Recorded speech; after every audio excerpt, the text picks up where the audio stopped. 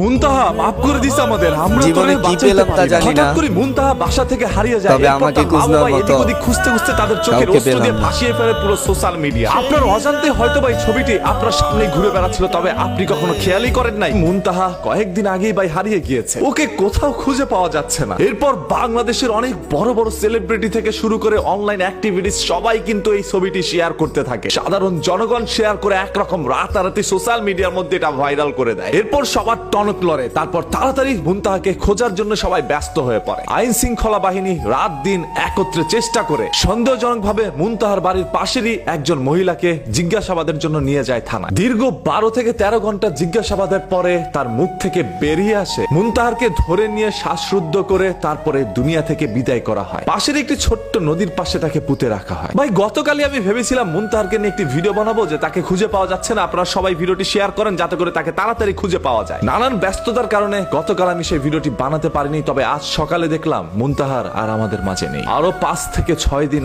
আগে মুনতাহারকে এই পৃথিবী থেকে সরিয়ে দেওয়া হয়। কেন মুনতাহারকে এই পৃথিবী থেকে সরিয়ে দিল সেটার পিছনে রয়েছে অনেক বড় রহস্য। হয়তো আপনারা খুব শীঘ্রই জানতে পারবেন কেন মুনতাহারকে এই পৃথিবী থেকে তারা সরিয়ে দিল। ভাই একটা ছোট্ট মাসুম বাচ্চা, ও কিচ্ছু জানে না। যত ধরনের শত্রুতা তার মা বাবার সাথে আপনার থাকতে পারে, তবে কেন সেই নির্দোষ নিষ্পাপ মাসুম বাচ্চাটাকে আপনার দুনিয়া থেকে সরিয়ে দিবেন? মানুষের মস্তিষ্ক কতটা বিকৃত হতে পারে, মানুষ কতটা হায়নায় রূপান্তরিত হলে এরকম একটি ছোট্ট বাচ্চা শ্বাসরুদ্ধ করে তারপর দুনিয়া থেকে তাকে বিদায় করে দেওয়া হয়। আর যখন সেই মুনতাহার গলার মধ্যে ধরা হয় তখন সে কতই না চিৎকার করার চেষ্টা করছে, কতভাবে বোঝানোর চেষ্টা করেছে, আমি বাঁচতে চাই, আমি ছোট্ট একটা বাচ্চা, আমার কত স্বপ্ন রয়েছে, আমাকে মাইরেন না। তবে না ভাই, আপনারা তো পিচাসে পরিণত হয়েছেন, আপনারা তো হাইনাল দর, আপনাদের তো খারাপ লাগবে না। সেই ছোট্ট বাচ্চাটাকে বাঁচতে দিলেন না। আরে জানেন সেই বাচ্চাটার কত কষ্ট হয়েছে, তার মা বাবার কতটা খারাপ লেগেছে। আজকে 7টা দিন যাবত তার মা বাবা ঘুমায় নাই, এদিকে ওদিকে সব দিকে খোঁজ খবর লাগিয়ে দিয়েছে। আজকে যখন হঠাৎ করে তার মা বাবা শুনলো মুনতাহা আর বেঁচে নাই, তখন একরকম তারাও ভাই মৃত অবস্থায় আছে। মুনতাহাকে প্রথমে যখন দেখছিলাম ভাই,